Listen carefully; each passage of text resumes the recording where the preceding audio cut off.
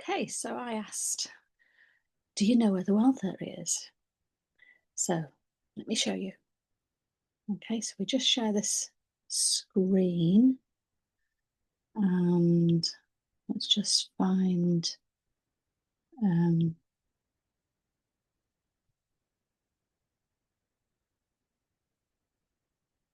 the Bagua.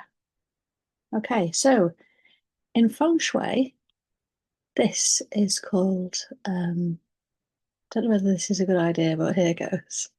Okay, this is the Bagua, and each of these sections is a gua. Okay, and you'll notice here that we've got the wealth area. Okay, I think I might just take that off before I mess it up. Okay, so we'll come back to this in a minute.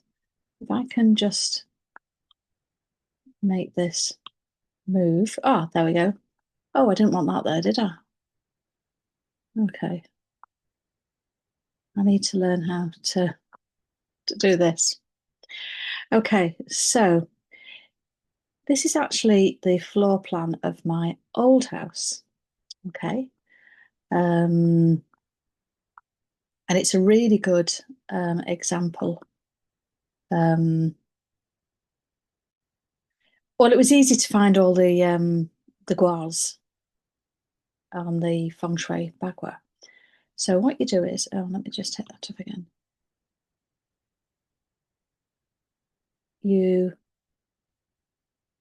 Oh, can I not move that?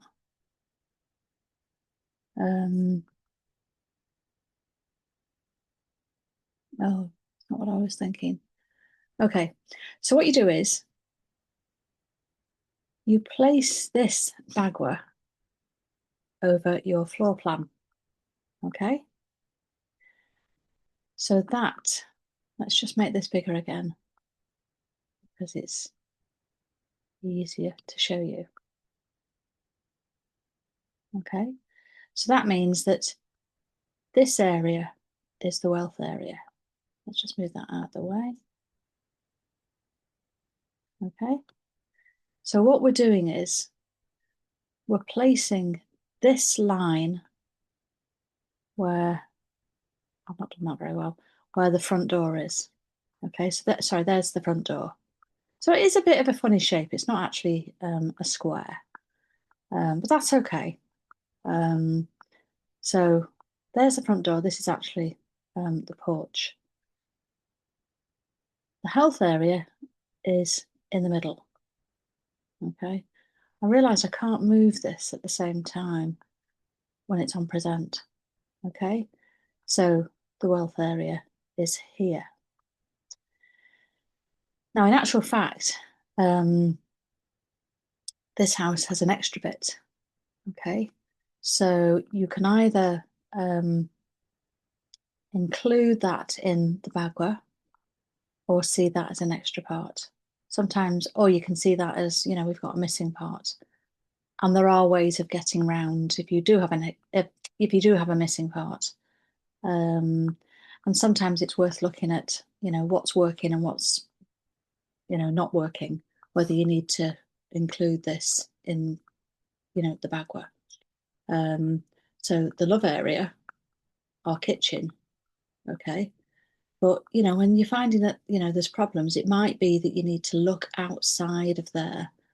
You know, in our case, this was obviously the garden, and it could be that it's needs tidying up or, you know, doing some work on. So, for example, I had a client who her wealth area was missing, and she had lots of problems with, you know, finances and the flow of finances. So we looked at the area that was outside. So it's missing in the house, but she did have, you know, the garden, the courtyard, and it was just full of junk and broken garden furniture, weeds. So she tidied up that area that was missing in the Bagua, which was her wealth area, and things changed. as you can imagine. If you've got any questions, do give me a shout. So there you go. That's where your wealth area is. Now, the other thing I want to say is that I did do some training on the Flying Stars Feng Shui, School of Feng Shui. There's lots of schools of Feng Shui. The school of Feng Shui that I generally follow is a kind of a westernized. It's very common you will see this Bagua and you place it on the bottom.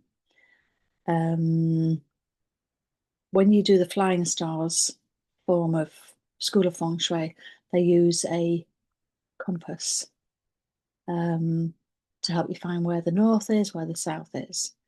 But actually, I have found this method pretty successful.